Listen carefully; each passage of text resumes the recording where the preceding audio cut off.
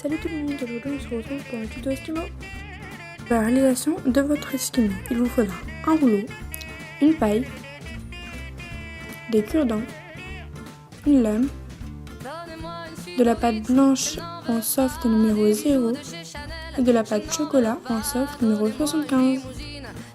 Pour la réalisation de votre Eskimo, il faudra prendre un petit bout de pâte blanche et la mettre en boule, la mettre de côté, puis prendre la pâte chocolat et l'étaler finement avec le rouleau.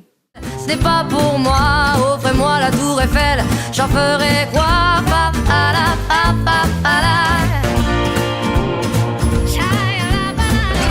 Dès que la pâte est correcte, placez la boule blanche sur la plaque de chocolat, puis la refermez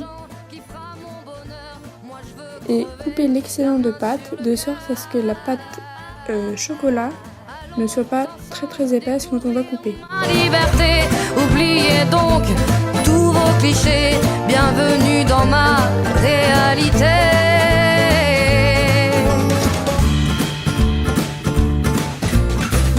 J'en ai marre de vos bonnes manières, c'est trop pour moi. Moi je mange avec les mains et je suis comme ça. Je parle fort et je suis France, excusez-moi. Dès que cela est fait, prenez toute la pâte de votre Eskimo, de votre futur Eskimo, puis commencez à la mettre en boule. Dès que cela est fait, posez la pâte sur votre plan de travail et aplatissez-la de forme à lui donner un peu un aspect d'Eskimo. Faites attention à ne pas laisser trop de traces de doigts, parce qu'après ça peut rester et ça ne fait pas joli. Allons ensemble découvrir ma liberté. Vous allez ensuite le mettre sur le bord, puis prendre un cure-dent et votre lame. Donc là nous allons faire la petite tige en bois qui nous permet de prendre l'Eskimo. Donc vous déterminez la taille que vous voulez, puis vous allez le couper.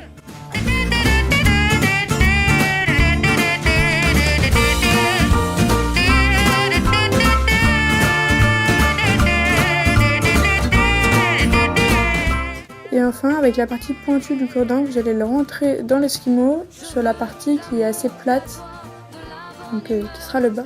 Votre argent qui fera mon bonheur, moi je veux crever la main sur le cœur. Dès que cela vous convient, vous redonnez un peu forme à votre Eskimo, puis vous prenez votre paille et on va faire un essai croqué sur le haut. Et là, on va voir que le blanc va apparaître.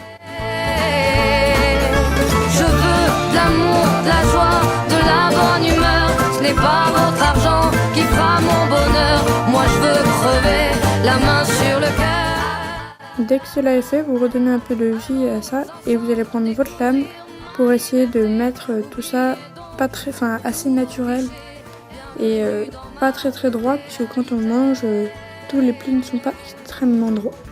Après, je peaufine encore avec la paille.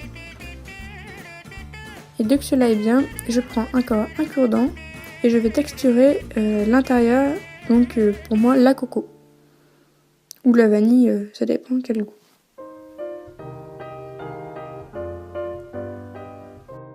Et voilà, direction au four 30 minutes à 110 degrés.